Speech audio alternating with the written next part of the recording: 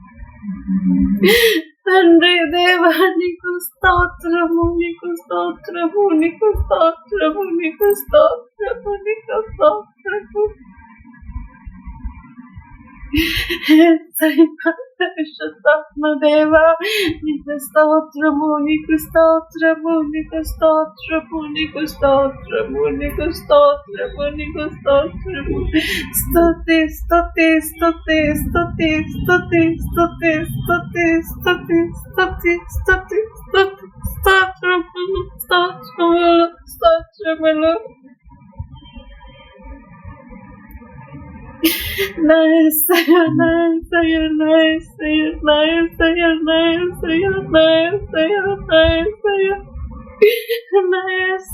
నీకు స్తోత్రములు స్తోత్రములు స్తోత్రములు స్తోత్రములు స్తోత్రములు స్తోత్రములు స్తోత్రములు స్తోత్రములు. ఆమేన్.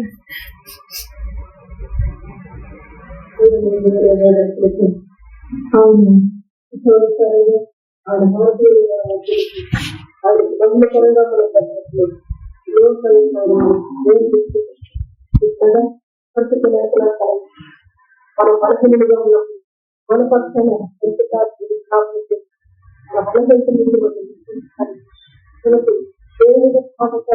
మనకు బలవంతం ఆయన విజ్ఞాపనం చేసి ఆయన ఎక్కడ సంగతులుగా మనకు ఎదురిస్తూ జ్ఞానాన్ని తీసుకొచ్చిన దేవుని ఆశీర్వాదం, దేవుని సహాయం బట్టి, దేవుని శిక్షణ బట్టి మనకు ప్రార్థించాలి.